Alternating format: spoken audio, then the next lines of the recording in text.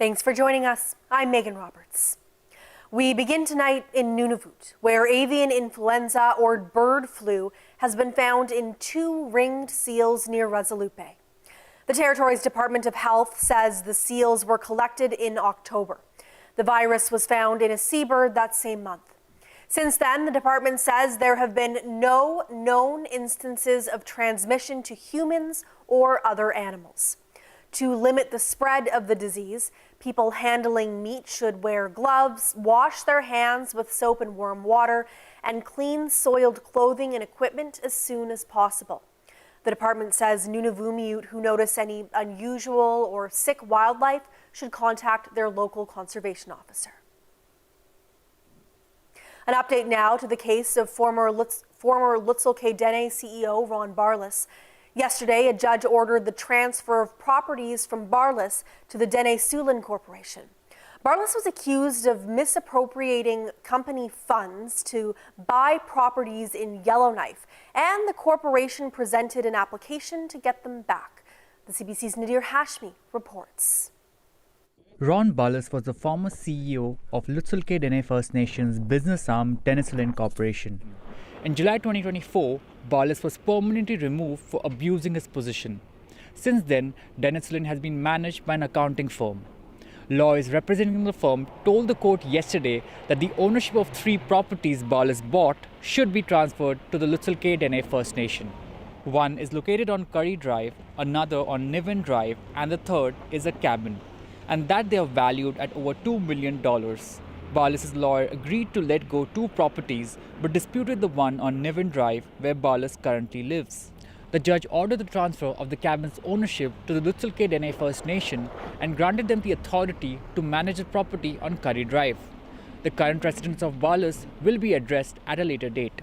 In a separate application heard yesterday, Barlas is seeking court approval to access his frozen assets. A court injunction last year froze all of Ron Barlas' assets and funds following allegations that he funneled millions of dollars out of the Lutzel K's companies. Barlas' lawyers requested access to frozen funds for his living expenses and legal fees. The total ask is approximately $1 million. Lawyers said Barlas has been unable to find work since his assets were frozen and that his legal counsel has not been paid since January. Lutzel K's legal team argued that the funds rightfully belong to the First Nation companies, not Barlas. The judge will issue a written decision at a later date. Nadir Hashmi, CBC News, Yellowknife.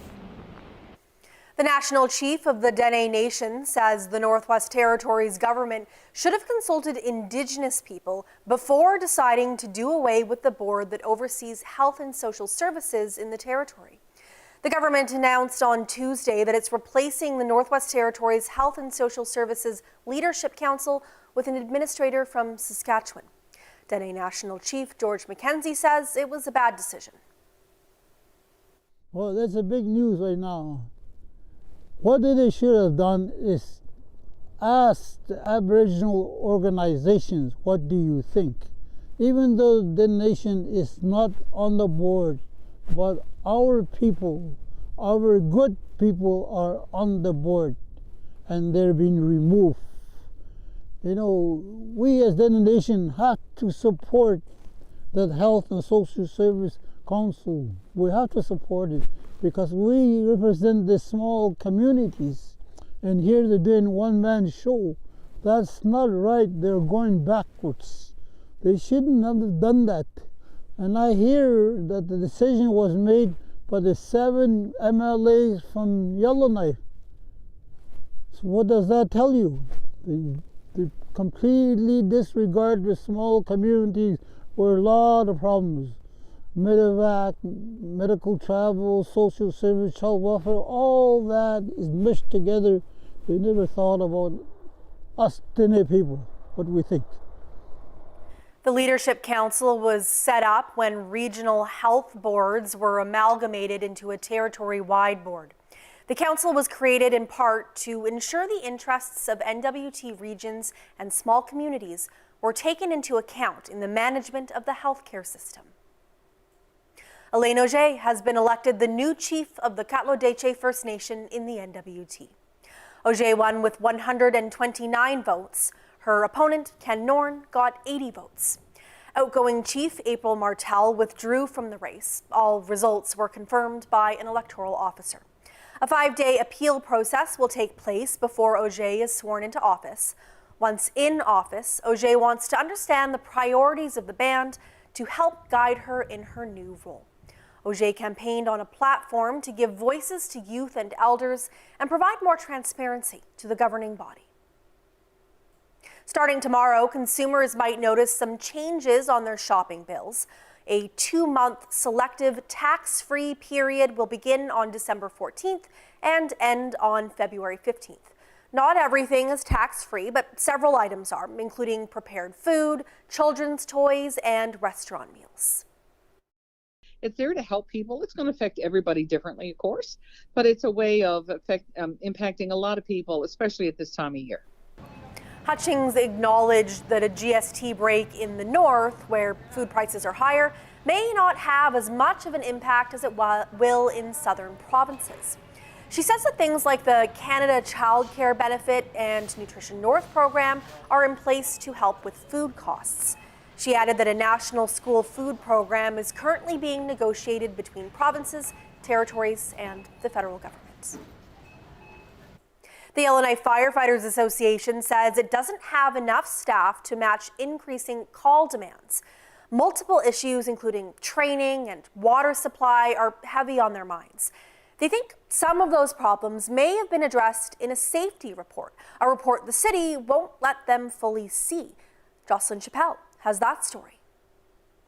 The city hired a firm to do a safety report on the fire department. It was completed in 2022, but when the department asked to see it, their copy was heavily redacted. Christian Bitrolf is the president of the Yellowknife Firefighters Association. He still wants to know what risks and recommendations are in the report. He says collaboration and transparency are needed to address ongoing issues. Call volume is the highest he's seen right now, and their 28 staff or so are insufficient. This year alone, we're sitting at over 6,000 hours of minimum staffing overtime. Our members doing in excess of 500 hours of overtime. It kind of becomes that double-edged sword. Bitrolf thinks reviewing the full document will help them address those issues with the city. Because we don't know what's in the report, it's hard to say it's all redacted. It's hard to have a collaborative approach on addressing these concerns when we don't know what the third party has said or what their advice was towards it. The firm that did the report for Yellowknife has done similar ones for other cities. Many are public, including the latest for Prince George, where Brian Burleigh is the deputy fire chief. He says there were no reasons for the report not to be public. We're talking about facts, so from our perspective and our experience, there wasn't, and that's why that report was remained public, and it helped us get to where we're at today. No one from the city of Yellowknife was available to speak about the safety report. Jocelyn Chappelle, CBC News, Yellowknife. There's good news for people living on both sides of the Yukon River in Dawson City. Preparation work is underway on the town's annual ice bridge. Crews are flooding and measuring the ice, waiting until it's thick enough to support heavy equipment. Once finished, the bridge will stretch between the ferry landings on the west side and the town side. Carly Bowman is with Yukon Highways and Public Works. She says the ice should be thick enough to start the second stage of the project this weekend. Everything's on schedule right now, and we're still aiming to, and we're on track to have the ice bridge open for light traffic before Christmas. Bowman says in the meantime, people should refrain from crossing the ice until it's deemed safe to do so. She says anyone who chooses to cross does so at their own risk. Earth is our collective home that makes us all family. As family, we strive to love and protect each other. Diversity of species is our strength. We are all connected. We survive and thrive together. We celebrate many things this season and make many choices. Taking care of our family should be the easiest. We're in this together.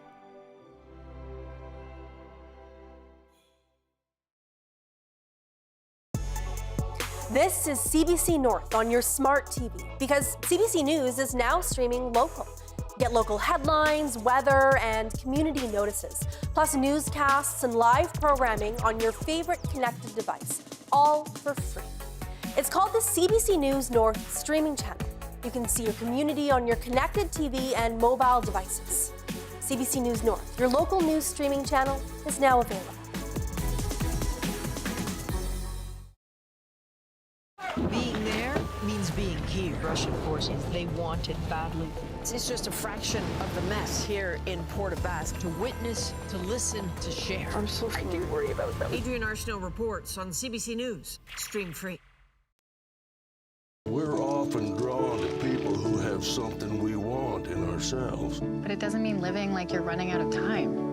It means living in a place of hope.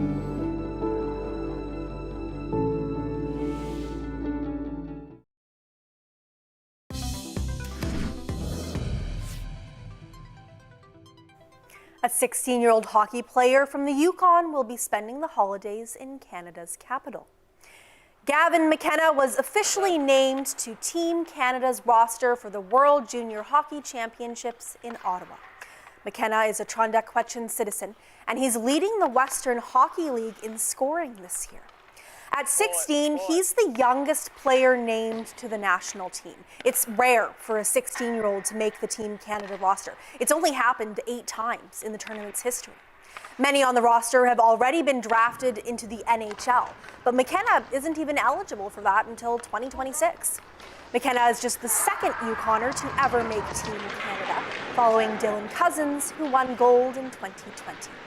Canada begins the tournament on Boxing Day when the team takes on Finland. Federal intervention came today in the Canada Post strike. Workers haven't been ordered back on the job yet, but they may be very soon. The CBC's Marina von Stackelberg reports. Canadians are rightly fed up.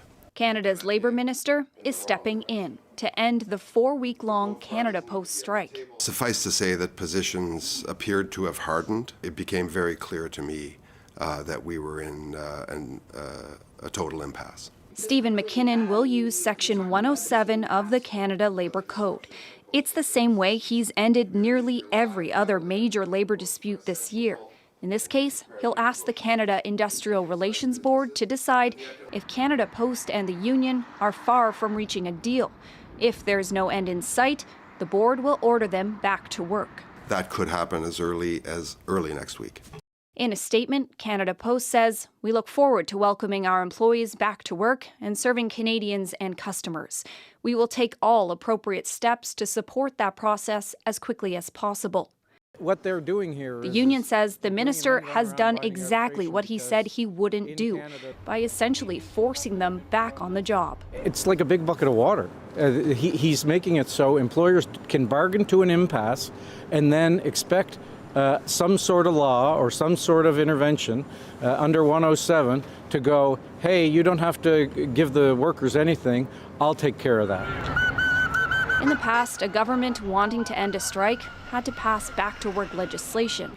This new method skirts that important democratic safeguard. It was a surprise to many of us when we saw this little-known provision in the Canada Labour Code being used by the minister and used in such a promiscuous fashion to end all of these strikes and lockouts in the federally regulated industries.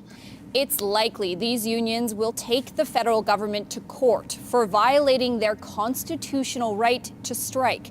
But a judge's decision on that could take more than a year. Marina von Stackelberg, CBC News, Ottawa.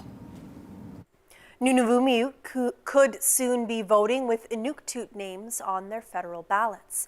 Nunavut NDP MP Lori Idlaut tabled a private member's bill to call for the change. In September, the Chief Electoral Officer of Canada proposed it as a pilot project in the Nunavut riding. And last week, a House committee agreed and recommended that the trial proceed. It'll allow candidates and parties to list their names on the ballot in Inuktitut or Inuinnaqtun. Paul Ngaut is vice president of Nunavut Tungavik Incorporated. He acknowledges there could be logistical challenges for ballot counters who aren't familiar with Inuktitut or Inuinnaqtun. That might take a little bit of time. Having said that, we still encourage it to happen because, as you know, in Nunavut, this would really help Inuit know who their candidates are. Nunavut had the lowest federal voter turnout in the country in 2021 at 29.4%. The proposal will now go to the Senate for final approval. For years, an NWT organization has been working to put food on the table for those who need it most. It's called Food Rescue Yellowknife. It collects food that is nearly expired from grocery stores. Volunteers sort through it and deliver it to charities around town. It's a lot of food to deal with, but it's all going to help meet a growing demand. Take a look. My name's Ed Hove, and here we are at Food Rescue's site. Food Rescue is an organization that takes food that would otherwise be disposed of, and we recycle it and handle it and give it to clients in the community that in turn, we give it to organizations who in turn gives it to people that can use it in the community. Very much appreciated from all clients. And in fact, I'm going to say it's also very much supported from our from the clients that we take food from too, from the grocery stores. They're behind us in terms of what we do, and they're helpful and cooperative. So that's Salvation Army. Food Rescue has a wonderful volunteer base. They're great volunteers. They show up. They're committed. We sort of have a running roster of a sort of dedicated teams Monday to Friday, and then we have a good sub-in list. And these apples, there was the bags of apples, so they got one mushy apple in the bag, so the whole bag gets tossed. So we just keep out the good ones, and then these ones that have bad spots on them are going to be made into applesauce. Even though this doesn't look good, there's nothing really wrong with it inside. So right here, this is us filling the client boxes for the day. So this gives you an idea. We use banana boxes, so it allows our clients to sort of dispose of those or send them back to us. Then we have a crew of people working in the kitchen, and they sort through the produce that we receive that is unsellable by the grocery stores because it's either damaged or it's overripe or they've received more inventory and they just can't hold it themselves. We use the van. We go to for the most part, we go to the grocery stores. We'll go to one of the grocery stores. We'll collect whatever they have available for us. And then we come back to the site, and it's usually boxed up. Sometimes we have to kind of box it up. But it comes somewhat sorted, but we unload it, and it comes into the kitchen area, which you've already visited. The first step is that we weigh everything. And then it gets set aside for sorting, and in produce's case, they'll kind of go through the produce and trim it or discard the bad things. And then they repackage it by client. And so it kind of comes in by type of good, for example, produce or dairy or bulk goods. But then in there, they set it aside for the various clients. And then it gets packaged up, and it's partially done in the kitchen area, but then partially behind where Nathaniel has been working. It's sorted, and then we load it back into the van. We sort it by client, and we're about to go out and do our deliveries now. And we've got kind of an order that we do these things in, so everything is organized in the van, and we know what goes where, and we'll soon embark on that part of it. And that'll be it for now. We'll get our next load. It is widely loved and respected from every program user. We're constantly, getting our deliveries from them, and it's a massively positive impact. It takes a lot of burden off of us at the center. It's been amazing. Okay, we got a lot of boxes coming. It's just an upbeat place to be part of, because everybody appreciates what we're doing, and the volunteers are all enthused and keen. So it's just a good place to try and fit in and try and help out. Okay, and that's it for today. Have a good day. Thank you. Some really incredible work being done there. Special Christmas trees were unveiled this week in Whitehorse as part of the Lights of Life project.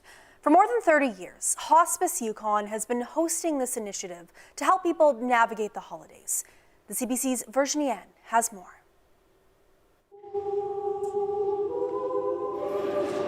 Okay, it's right here.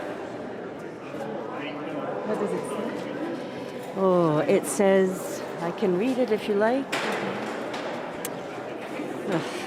For Shelley MacArthur, who's a high school friend.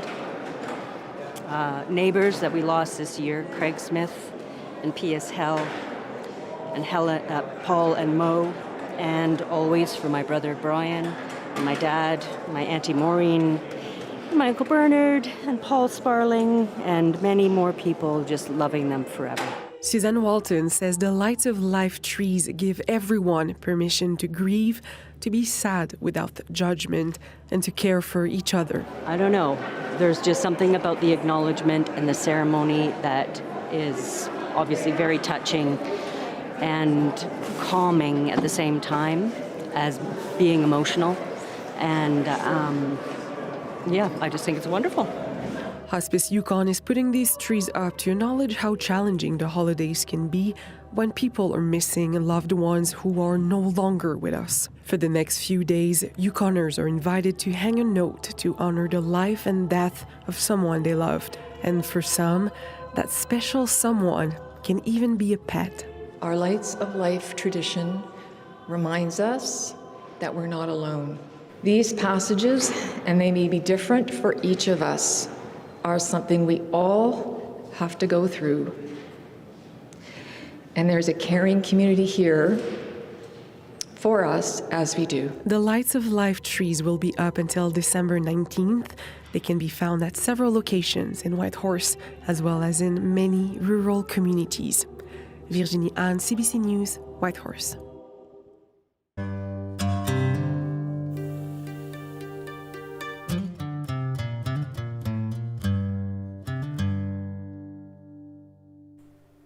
One horticulturist in Montreal is growing fruit and vegetables to raise awareness about food insecurity in Quebec. He's also hoping to give members of the African diaspora a little taste of home. Hamidou Horticulture produces ethnic and ancient plants, mostly from Africa. Shiroz Rofe went to take a look around their greenhouse. African daisies, Guinea sorrel, yalo, boma, Nigerian spinach, morel. If you think I'm in some tropical farm, you'd be wrong. I'm actually in a greenhouse right here in Montreal, where one horticulturalist is growing fruits and vegetables from Africa to tackle food insecurity. So in 2 weeks, when you will come... This is Hamidou Maïga. He's the owner of Hamidou Horticulture. It's a Montreal-based organization and project that sells and produces ethnic and ancient plants, mostly from Africa. It's a passion project that Hamidou has been unofficially training for since he was just a kid. I'm originally from Niger, in West Africa. As long as I remember, we always were going at the place where the nature was providing the fruit, and we were coming home after those visits with a lot of basket of fruit from the season. And after falling in love with his wife, who was from Montreal, the family soon decided to relocate with their kids to here on the island. It wasn't long until Hamidou left his career in accounting to pursue his passion of horticulture. It all started by him wanting to make a Nigerian dish he would often prepare back home. I wanted to prepare for my daughter the plant with that African eggplant, with that type of African spinach, and I had some difficulty to find it. From there, Hamidou attended the École Professionnelle de Saint-Hyacinthe and worked towards the abundant collection of African fruits and veggies he has today, and then finally establishing his organization. Now, the literal fruits of Hamidou's efforts have extended past his own kitchen and into the homes of other Afro-descendant families through a collaboration with the Desta Black Youth Network. We're very deeply joined in this journey of building a Black food system in Montreal and Quebec, for sure. It happens through gardening workshops, as well as the produce that is distributed by the organization to community members. I think it feels good to see food that you know and be able to take that home and feed yourself. And that response, Amidou says, reinforces the work he's done to bring together veggies and fruits of Africa for the community in Montreal. We had some really cool reaction from the community that said, oh, the product is good, it's different, I'm so happy that I have it, so this is why we do this. But it doesn't stop there. Amidou's efforts are now part of the Afro-Quebec food sovereignty movement.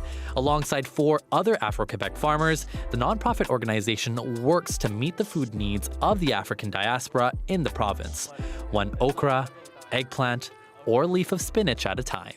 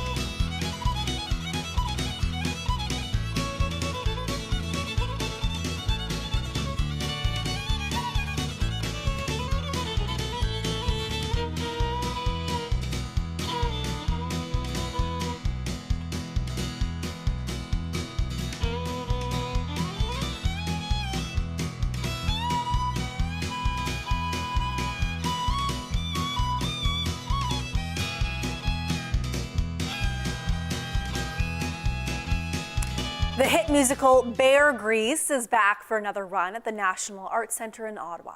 The popular show reimagines the 1978 musical Grease with an Indigenous cast, and this time around it has a holiday season twist. Sandra Abma has that story.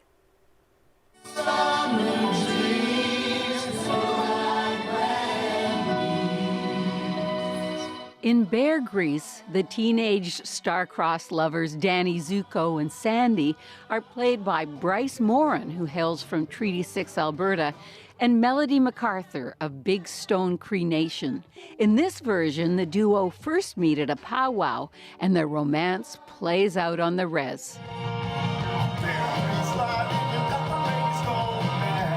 Set in the 1950s, it's a rosy, joyful confection of familiar tunes, laughter, and dance. An escape from the real world of Indigenous struggles of the time. Different realities, such as residential schools, boarding schools, and 60s scoops, right? So, you know, we found that it was nice to kind of flip the script on the, you know, that time and, you know, create this alternate universe. For award-winning performer Melody MacArthur, Bear Grease is a celebration of the spirit of Indigenous resilience. What I love Bear Grease is that it's just a powerful medicine that changes perceptions for people, both Indigenous and non. Because, again, we're telling the story as if colonization never happened to us. So what would that look like? How much joy would that bring? How joyous would that be?